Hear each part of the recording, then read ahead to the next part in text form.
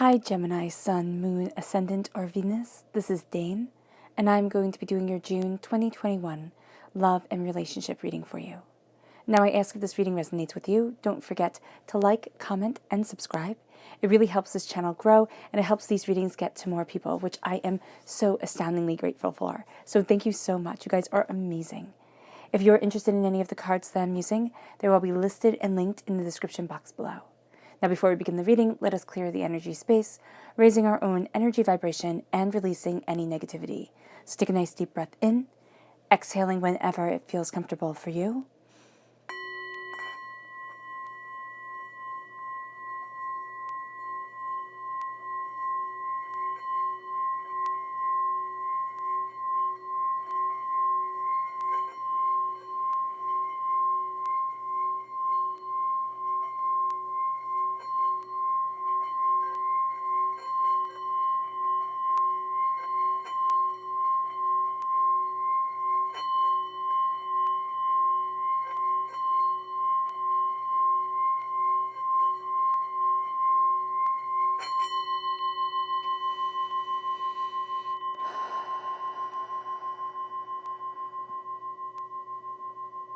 Releasing all negativity from the body like storm clouds. Letting yourself feel calm, centered, and at peace as we enter into this safe and loving space. Let's let the bulls sing as we see what the tarot has to say.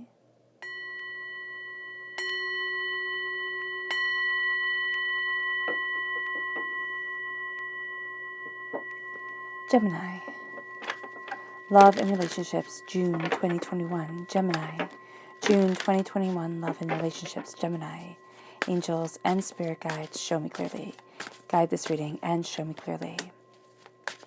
Angels and spirit guides.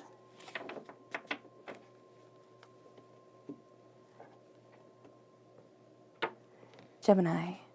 Love and relationships, Gemini. Love and relationships, Gemini. Angels and spirit guides, show me clearly. Guide this reading and show me clearly. Angels and spirit guides. So the top is the energy that grounds us. The bottom is the energy that grounds us. So let's see what they have to say. Our grounding energy is the 10 of Swords and the King of Cups. The King of Cups is water sign energy, Pisces, Scorpio, Cancer.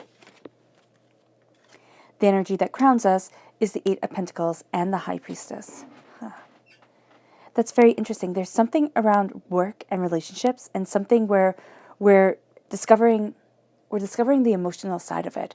And that's actually going to open up our relationships in our waking world for us. So that's very interesting. And there's something here about not being the same person we were when we started this whole thing. So the 10 of Swords can be that the 10 of Swords is that we've gone through a lot of hardships and pains and disappointments. And the person who's resurrecting, this is the darkness before the dawn, the person who is resurrecting from these hardships and pain is not the same person who first went in. So when we're looking at relationships, actually what we're seeing here is something very, very different than what we had originally imagined for ourselves, which can be a good thing. It can also be a little bit sad. There's something bittersweet about this. So Gemini, just be mindful of that energy for you, this kind of bittersweet, questioning, discovering energy. Gemini, June 2021, love and relationships, Gemini. June 2021, love and relationships, Gemini. Angels and spirit guides, show me clearly. Communication. Love and relationships, Gemini, you cannot have love or relationships without beautiful, open communication. This is the throat chakra, and Gemini, we kind of live in our throat chakras. We all are all about expression and becoming and searching and connection. And the energy we have to be mindful of during this time. What is the energy that Gemini needs to be mindful of? June 2021, love and relationships, Gemini. What is the energy that Gemini has to be mindful of? June 2021, love and relationships, Gemini. Angels and spirit guides, show me clearly. Guide this reading.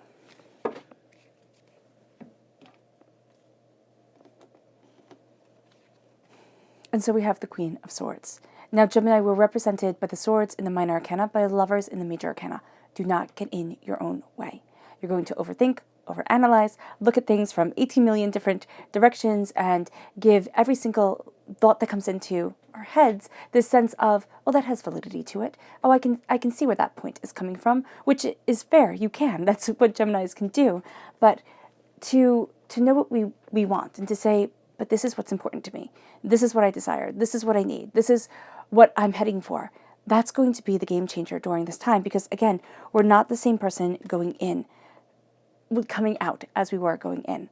With the King of Cups, water sign energy, Pisces, Scorpio, Cancer, there's this sense of, I rule only me. The King of Cups, in his best form, says, I rule only me. I lead only me. The only person I have any control over is myself. And so I'm leading by example. And this is a time through the transformation that we're saying, I'm leading by the example of what I want, what I need, and what I greatly desire. And with the Ten of Swords, it's using the hurt, the pain, the disappointment that once defined us, that once kept us silent, that once overwhelmed us as a weapon. You know, it's taking these swords, it's taking this wealth out of our own backs and saying, all right, this is a different time and I'm a different person. We come up with the Queen of Swords because we are that different person. And what we, again, have to be mindful of is not being a little bit too cold, not being a little bit too brutal in our speech. We have communication being intrinsically important to us, and communication is intrinsically important to us. We're ruled by Mercury. And so language is just the most important thing. And also during this time, Mercury retrograde, Spirit is saying, has such power for us, such power with us, that we have to remember that things aren't always what they seem with communication during this time. We have to communicate our hopes, our dreams, our desires, our wants, our needs, not to anybody else, but to ourselves, and have a sense of being open and honest. What do I want from a relationship? What do I like in a relationship? And this isn't just a romantic relationship. This is also relationships that we have with the people that we meet in the grocery store. You know, these are our relationships with friends and family and everybody in between. What do I want? What is important to me? Where do I find my power? Where do I find my greater understanding? And the understanding, again, that I'm not the same person that I once was. This is a time of transformation. This is a time where, you know, I'm understanding the hurtful relationships that I have been through. What did they teach me? How did they guide me? Even if I don't think I've learned a gosh darn thing from them, we definitely have. And this is a time where we step back and we look, and it feels painful and it feels overwhelming because nobody likes being introspective. Or even if we are introspective, some people are just too introspective. They sit there and just analyze absolutely everything and never move forward because of it. So with the Ten of Swords, it's a sense of stepping back and saying, okay, I see me. I see what I desire. I see what I want. I see what I need. I see who I'm not. And I know that I'm rising. I see the darkness. And I see the darkness for what it is. The ability to teach, to learn, to gain an understanding, and to fiercely fight forward. And then it leads us again to the King of Cups. The King of Cups with this sense of, I rule only me. The fish that was our inspiration with the Page of Cups, you know, that is the fish living in the cup that speaks to us, is now the fish in the open sea. There's guidance that comes, but it's in a much bigger arena. And it's understanding that. It's understanding the power and the purpose and the dedication we have moving forward. It's looking at things more openly, more honestly for ourselves. It's that intensity of purpose. It's that intensity of understanding. And as we do so, we become, again, more aware of our hearts. Gemini, we tend to live in our minds just a bit. And it's funny because we are such deeply feeling people that to say we live in our minds seems to be incongruous at times. But to understand that, to embrace our hearts, to say, I let my heart open. I let myself say, this is what I want. This is what I need. This is where I belong. This is what my heart longs for. That's important. And this is important to me. And the King, he doesn't back down. People start to see our hearts during this time. And whether they like what they see or whether they don't, it's none of our business. What is our business is that we own our emotions fully and powerfully. What is our business is that we're moving forward in tenacity, in spirit, in determination, and in focus. And then when it comes to working things out, we can spend a little bit too much time during this time frame trying to fix everything, trying to make it beautiful and perfect, and find the purpose of it, when we should just understand that sometimes some relationships, they're never going to be beautiful, they're never going to be perfect, and they can't be fixed. They just can't be. And this is a time where we look at our hard work and our dedication to what we are creating, to what we desire, to what we want, to what we need, to what our heart longs for, and start making life beautiful for us. It's starting to open up doors because we're putting the time and effort in. This is also a warning: do not be so involved in work that it becomes all that is and all that will ever be. This is a time to look at what I want, need, and desire, and open up my eyes to it. This is a time to connect and to embrace what we're working on. It can be to share it with others, but it's also here embracing the beauty of relationships and seeing the power, the perfect purpose to them. And we are going to get a little bit hung up on the word perfect during this time. We just want everything to be just right. It's not going to be. It's all just going to be a bit messy, and that's what relationships are. That's what love is. During this time, the veil is lifted from our eyes, and we start to look at our hearts more than we start to look at anything else. And as this comes forward, we start to see what we want, where we want to be, and what it is that we long for. Also, as the veil is lifted from our eyes, we start to see things more truly, more openly, more honestly. You all know, if you've listened to these readings before, that I'm a huge fan of Carezza, and I have that linked in the description box below. And Carezza is non-orgasmic sex. It is, and people laugh at that because they think, what's the point? The point is connection. The point is, especially if you're in a long-term relationship, it is a sense of bonding with your partner, a sense of connecting and coming together in a really profound and powerful way. We take the orgasm off the table, and it makes it just about foreplay, just about the connection and the intimacy and the touch and the taste and the smell of the person that we're with. And that opens up the door really quite beautifully. And so here, it's even embracing that if we're not in a relationship with ourselves. You know, what is it that I desire? What is it that I like? What is it that I don't like? Where is it that I want to be? How is it that I want to move forward? And as the veil is lifted, we start to see ourselves more openly and honestly. We start to see others around us more openly and more honestly. And it's like, oh. And there's also something very sacredly spiritual here. And that's important because I believe that we've taken the spiritual out of sex. And I understand that some people don't believe in the spiritual when it comes to relationships at all. I personally very much do. And if we can't have a relationship where we say, I see the God's head within you, and you see the God's head within me, then wherever can we possibly have that? It's being able to open up to deeper connection. And this isn't even in simply romantic relationships. This is in all relationships in our lives, in that deep kind of exquisite connection. I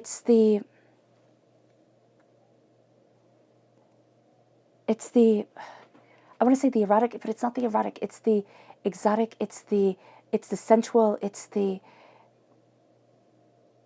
erotic sense of life. It's where life doesn't have to be this humdrum, just survive. It's this deeper connection. It's this beautiful, profound beauty. It's stopping to see a sunset and actually taking it in and being awed by it. It's looking at the way the birds fly through the trees. It's a myriad of little things that just accumulate and accumulate to be able to see the beauty, to be able to embrace the sensual, to be able to have our breath stolen. And then as the king, we embrace that. We utilize that. We come together in that. This can be a very sensual, very erotic, very exquisite time for us. And it does not matter if we're in a relationship or not. This is a time where we step into our bodies, when we step into ourselves, and we start to create and cultivate and work and say, sometimes it's not all about the outcome, which seems silly to say, but it's about the journey. It's about the adventure, getting there. And during this time, we're moving towards an adventure. We're moving towards something so much more than what we realized. And it's not work, but it's discovery. It's almost like this adventurous spirit that's coming within us. And it's time to embrace that. It's time to see what will happen if we let ourselves rise from the hurt, from the pain, from the disappointment, the anger, the upset, and let ourselves become more than what we realized we could be. Our subconscious chakra message. And there is this connection with the heart. something changes here. It can be around a water sign energy where there's a rising from our cage and it's like, oh, this is what I wanted. This is what I needed. And it's very much that deeper connection with the heart and having that communication between the heart and the mind. Our subconscious chakra message is peace, the crown chakra. To be crowned in peace, to let peace be part of ourselves, our lives, our joys, to say, this is the crown I want to wear. During this time, it is the crown we want to wear. We're tired of the anger, of the doubt, of the fear, of the, of who can shout louder than whom. What we want is peace. And so to crown ourselves with peace, to take that crown upon our heads, and to walk forward in it, radiating down around us, that's going to be the most powerful thing. So if we can take a moment just to visualize this beautiful velvet box being placed before you and opening it up, or having it opened, what crown sits there? What crown of peace sits before you? Is it exquisite? Is it so breathtaking you gasp a little bit? Or is it not there at all? Because you don't deserve it. Because life is too hard and things have gotten too messy that you don't deserve peace anymore. Because if that's the case, you're wrong. It's time to embrace the beauty. It's time to embrace the ideas and ideals and to move forward and to move towards peace. It moves us to our subconscious energy to be mindful of. That's the Queen of Wands, passion and fire. First we overthink and then it's just go off a feeling, go off a feeling, go off a feeling. And that will burn us out. So we have to be very mindful of that. And also of people who go off a feeling, because we're going to find them very attractive during this time. Whether it be, romantically attractive or just like work partners, people to hang out with. It's going to be very stimulating to be with people who let the fire burn brightly at both ends, but they're burning themselves out. So be very mindful of that. The subconscious rooted message is the Eight of Wands. Things are speeding up. And you're going to see yourself speeding up with it. It's kind of like, it's time to embrace the change. It's time to go with the flow just a little bit. See what will happen. The repeat of the number 8 does show that we're going to take things a little bit too seriously. And we do have to be mindful of that during this time. And then our subconscious crowning message is the Lovers. That's us. Subconsciously, we're coming together in love. With the two halves of ourselves, with what we deeply desire, with where it is that we want to be, with our angel's guidance. The Lovers is the essence of ourselves. And subconsciously, at our crown, we are embracing the essence of who we are and what we want from life. We're seeing that there are always going to be two roads. There are the twins within us that want different things, but there's also the fact that life is about compromise, whether we want to or we don't. It's finding a person that we could actually see ourselves compromising to. Now, that's the trick for Gemini. It's being able to look at the different sides of the story, but still keep our narrative. All right, Gemini. I hope this reading has resonated with you. I wish you nothing but light, love, peace, and happiness. May harmony always be with you. I am sending loving, healing energy to each and every one of you. I love you all, and stay safe. Let's end this reading with a meditation, a clearing away of negative energy, a raising of our positive energy as we call forward love. So take a nice deep breath in, exhaling whenever it feels comfortable for you.